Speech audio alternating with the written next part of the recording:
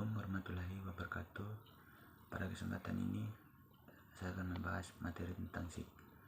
Jadi sistem informasi geografi adalah seperangkat alat berbasis komputer yang memungkinkan untuk mengolah data spasial dan non-spasial menjadi informasi yang berkaitan tentang muka bumi, serta digunakan untuk pengumpulan, penyimpanan, manipulasi, menganalisa, dan menampilkan data. Sistem informasi geografi terdiri atas 5 komponen dasar, yaitu data, perangkat lunak atau software, perangkat keras, hardware, sumber daya manusia, dan pengguna SIG. Data merupakan komponen utama yang akan diproses dengan menggunakan SIG. Perangkat lunak merupakan komponen utama untuk mengintegrasikan sebagai macam data masukan yang akan diproses dalam SIG. Perangkat keras merupakan komputer, digger, scanner, printer, monitor, dan printer. Sumber daya manusia merupakan pengguna sistem, pengoperasi perangkat lunak, dan berbagai perangkat keras, serta menganalisis data sesuai dengan kebutuhan, keputusan, atau kebijakan. Selanjutnya, beberapa definisi SIG. Untuk definisi SIG itu sendiri ada 6 bagian dan dapat disimpulkan sebagai berikut. Yang pertama ada collection, mengumpulkan data dari beberapa sumber menjadi berbasis SIG. Misal data peta dan menggunakan digitser diubah menjadi peta digital. B. Stroke, penyimpanan data dan informasi. C. Manage of data, mengolah data dan memelihara data serta mengintegrasikan data dari berbagai jenis data. D. Retrieval, menseleksi dan menampilkan data dengan berbagai cara. E. Analisis, melakukan manipulasi data untuk menghasilkan informasi baru. F.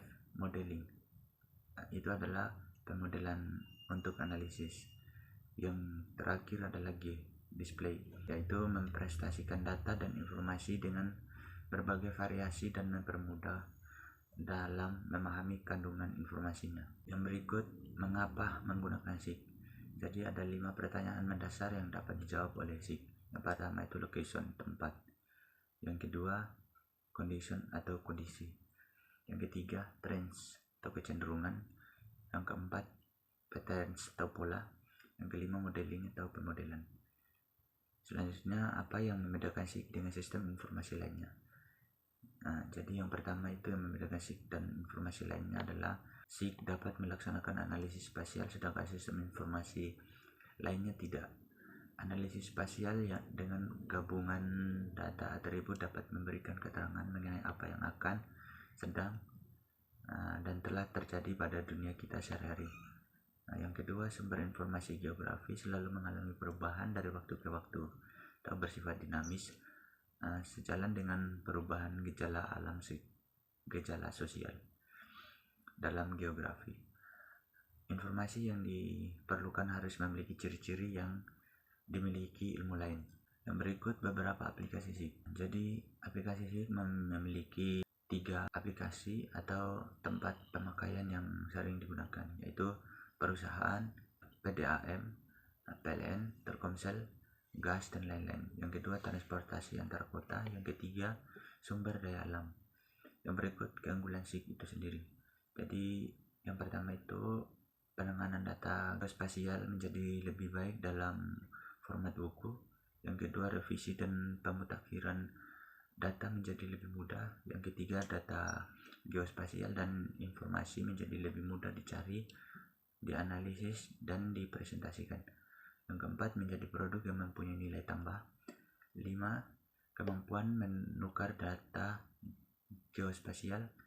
Yang keenam, menghemat waktu dan biaya. Yang ketujuh, keputusan yang diambil menjadi lebih baik. Yang berikut komponen SIG.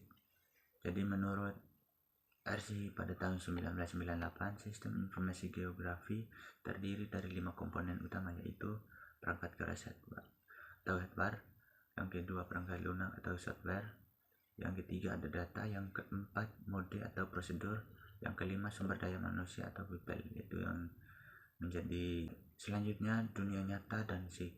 Banyak hal dalam dunia nyata tentang SIG yang menjadikan pandangan atau persepsi terhadap dunia nyata atau real world.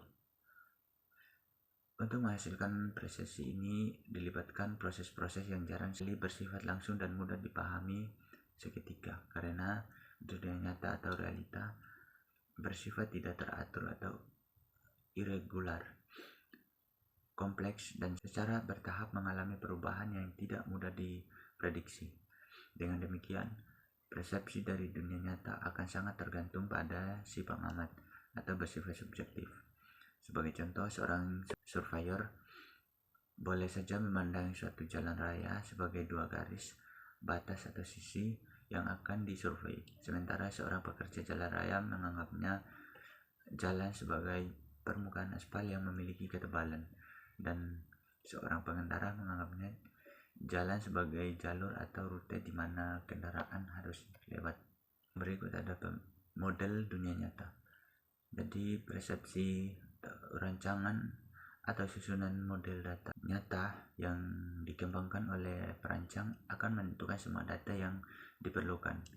Persepsi ini mencakup bahwa informasi yang paling dasar yaitu entity.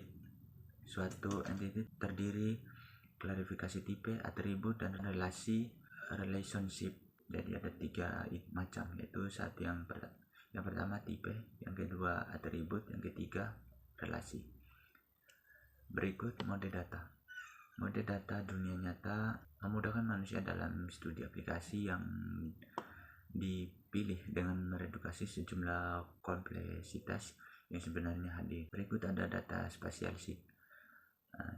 Data spasial SIG memiliki beberapa macam, yaitu yang pertama perkembangan pemanfaatan data spasial, yang kedua pengertian data spasial, dan data spasial itu ada data spasial mempunyai pengertian sebagai suatu data yang mengacu pada posisi objek dan hubungan diantaranya dalam ruang bumi.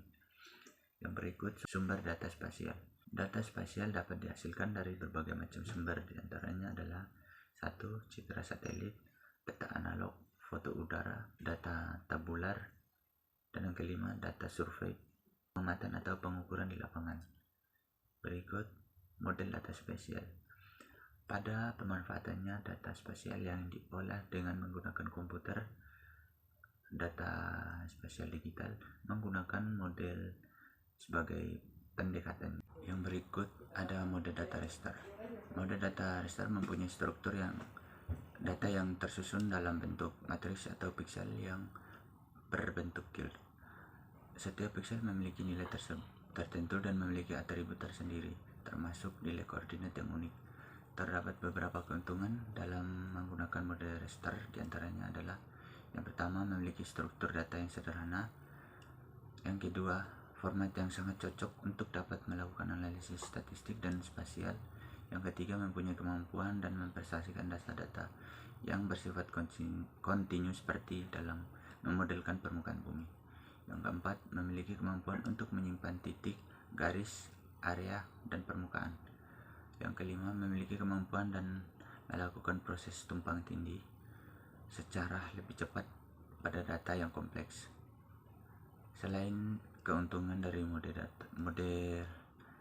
raster, terdapat pula beberapa pertimbangan yang perlu diperhatikan dalam menggunakan model data raster dibanding dengan data vektor. Pemanfaatan mode data raster dibagi menjadi 4 bagian, yaitu raster sebagai peta dasar, raster sebagai peta model permukaan, yang ketiga raster sebagai peta tematik, yang keempat raster sebagai atribut dari. Yang berikut karakteristik layar raster.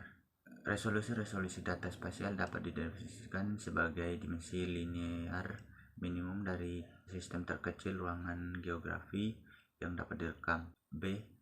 Orientasi di dalam sistem grid dan raster dibuat untuk mempresentasikan arah utara grid pengenal yang dipresentasikan oleh nilai piksel yang sama. D. Nilai dalam konteks raster. Nilai adalah item informasi yang disimpan dalam sebuah layar untuk setiap pikselnya.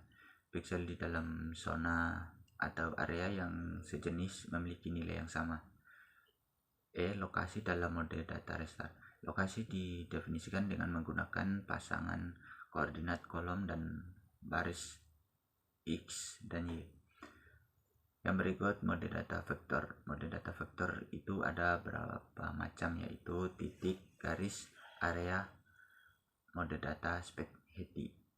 Yang berikut mode data vektor dan topologi. Ada dua macam, yaitu hubungan topologi dan membangun topologi.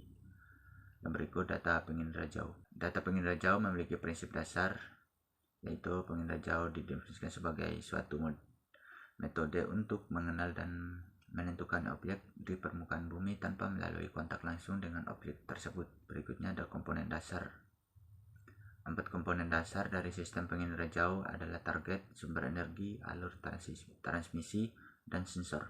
Berikutnya sistem penginderaan jauh. Sistem penginderaan jauh mencakup beberapa komponen utama, yaitu yang pertama sumber energi, yang kedua sensor sebagai alat perekam data, yang kedua stasiun bumi sebagai pengendali dan penyimpan data, yang keempat fasilitas pemrosesan data, yang kelima pengguna data. Yang berikut data penginderaan jauh, pemroses data, integrasi energi, dan pengolahan citra. Yang keenam, kualitas data SIG. Yang pertama akurasi spasial, akurasi temporal, akurasi tematik. Yang kedua resolusi. Ada resolusi spasial, resolusi temporal, dan resolusi tematik. Konsistensi, lengkap, akurasi dan kualitas data, kualitas, dan lain-G. Yang ketujuh, input data dan basis data SIG membutuhkan masukan data yang bersifat spasial maupun deskriptif. Beberapa sumber data tersebut antara lain adalah peta analog, peta tanah, dan lain sebagainya. Peta analog adalah peta dalam bentuk cetakan. Pada umumnya pada peta analog dibuat dengan teknik kartografi sehingga sudah mempunyai referensi spasial seperti koordinat, skala, arah mata angin, dan sebagainya.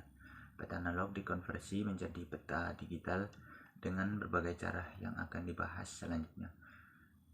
Referensi spasial dari peta analog memberikan koordinat seharusnya di permukaan bumi pada peta digital yang dihasilkan. Biasanya peta analog mempresentasikan dalam format vektor. Ada sumber data SIG, teknik input data SIG, digitasi, pemindaian otomatis, dan konversi dari sistem lain. Berikut peta digital. Peta digital atau sering disebut sebagai digital mapping merupakan suatu cara baru dalam pembuatan peta, baik itu keperluan pencetakan maupun dalam format peta digital. Sedangkan definisi lain dari pemetaan digital adalah penggambaran permukaan bumi komputer dengan menggunakan data koordinat. Inti dari pemetaan digital adalah proses pengolahan objek-objek peta yang menggunakan format digital sehingga membutuhkan perangkat keras komputer dengan menggunakan perangkat lunak yang berkaitan. Software yang bisa digunakan dalam pembuatan peta digital adalah Land Desktop, AutoCAD Map, ARC View, Map Info Profesional, dan lain-lain. Yang berikut tahap pemetaan digital. Pemetaan digital merupakan penggambaran permukaan bumi dan penggunaan komputer dan data koordinat. Peta yang dihasilkan dari pemetaan digital disebut peta digital. Sedangkan proses pembuatan peta digital dikenal dengan proses digitasi atau digitizing. Digitizing dapat didefinisikan sebagai proses konversi data atau peta dari media kertas ke format digital. Format dari peta digital dapat berupa data raster dan vektor. Data raster adalah sebuah data digital yang dapat dari hasil scanning, sedangkan data vektor adalah data raster yang telah mengalami pengolahan dan komputer. Digitasi, Autodesk Map, penyuntingan dan kualitas data SIG, proyek dan sistem koordinat, Longitude, Latitude, grafik koordinat sistem. Berikut basis data SIG. Ada konsep pengelolaan basis data, ada SIG sebagai basis data, model basis data relasional, model basis data relasional, dan SIG keuntungan basis data. Sistem manajemen basis data atau DBMS. Basis data yang digunakan dalam sistem informasi geografi meliputi data spasial dan non-spasial. Yang pertama data spasial atau data grafik, data vektor. Yang kedua data raster. Berikut database atribut non-spasial. Itu ada 3 macam, yaitu alfanumerik dan angka-angka, laporan lengkap dengan format kata, kalimat, dan keterangan lain. Yang C, keterangan gambar atau grafik dengan format kata, angka, keterangan, petunjuk, liputan area, dan keterangan simbol. Yang berikut ada fungsi-fungsi analisis SIG. Kemampuan SIG juga dapat dikenali dengan fungsi-fungsi analisis yang dapat dilakukan. Secara umum ada 2 jenis fungsi analisis, yakni itu fungsi analisis spasial dan fungsi analisis atribut. Fungsi analisis atribut terdiri dari beberapa dasar sistem pengolahan berbasis data DBMS dan perluasannya, yaitu operasi dasar basis data, perluasan operasi berbasis data. Yang berikut ada pengembangan SIG. SIG umumnya memiliki kemampuan jauh melebihi kebutuhan komunikasi penggunanya, khususnya dalam aplikasi teknik komersial.